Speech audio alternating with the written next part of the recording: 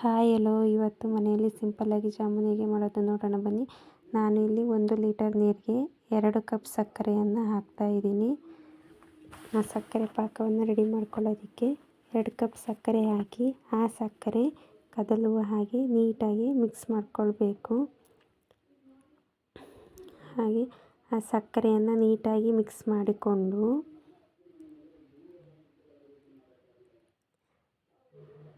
ನೋಡಿ ಆ ಸಕ್ಕರೆ ನೀಟಾಗಿ ಕದಲಿದೆ. ಹಾಗೆ ಇನ್ನೊಂದು ಕಡೆ ಜಾಮೂನ್ಗೆ ಪೌಡರ್ನ ರೆಡಿ ಮಾಡ್ಕೊಂಡಿದ್ದೀನಿ. ಜಾಮೂನ್ ಪೌಡರ್ಗೆ 1 ಕಾಫಿ ಲೋಟದಲ್ಲಿ ಹಾಲನ್ನು ಹಾಕಿ ಅದನ್ನು ಸಾಫ್ಟಾಗಿ ಬೆರಳುಗಳಲ್ಲಿ ಕಲಿಸ್ಕೋಬೇಕು.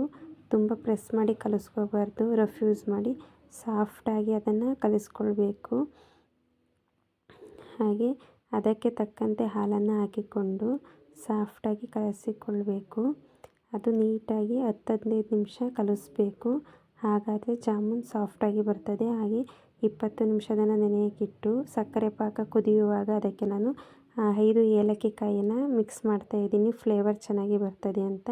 ಆ ಸಕ್ಕರೆ ಪಾಕ ಆದ ಮೇಲೆ ಅದು ಆಯಲ್ ಥರ ನಮ್ಮ ಬೆರಳಿಗೆ ಅಂಟ್ತಾ ಇರ್ತದೆ, ಆವಾಗ ಸಕ್ಕರೆ ಪಾಕ ಚೆನ್ನಾಗಾಗಿರ್ತದೆ. ಹಾಗೆ ಈಗ 20 ನಿಮಿಷದ ನಂತರ ಜಾಮೂನ್ ಕಲಸಿಟ್ಟಿದ್ದ ಹಿಟ್ಟನ್ನು ನೋಡ್ತಾಯಿರಿ.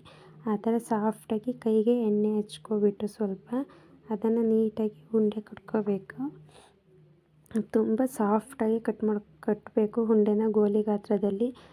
ರಫ್ಫಾಗಿ ಪ್ರೆಸ್ ಮಾಡಿ ತುಂಬ ಉಂಡೆ ಕಟ್ಟಬಾರ್ದು, ಅದು ಒಳಗಡೆ ಬೆಂದಿರೋದಿಲ್ಲ. ಸಾಫ್ಟಾಗಿ ಮಾಡೋದ್ರಿಂದ ಒಳಗಡೆನೂ ಮೇಲ್ಗಡೆ ಥರನೇ ಒಳಗಡೆನೂ ಬೆಂದಿರ್ತದೆ. ಈ ಹದಕ್ಕೆ ಬೇಯಿಸ್ಕೋಬೇಕು. ಈ ಕಲ್ಲರ್ಗೆ, ಕಂದು ಬಣ್ಣದ ಕಲ್ಲರ್ಗೆ ಇದು ಬೆಂದ ನಂತರ ಪಕ್ಕದಲ್ಲಿ ಸಕ್ಕರೆ ಪಾಕ ಇರೋದಕ್ಕೆ ಅದನ್ನು ಮಿಕ್ಸ್ ಮಾಡಬೇಕು. ತುಂಬ ಈಸಿಯಾಗಿ ಸುಲಭವಾಗಿ ಮನೆಯಲ್ಲೇ ಜಾಮೂನ್ ತಯಾರಿಸ್ಕೋಬೋದು. Thank you for watching. Subscribe my channel.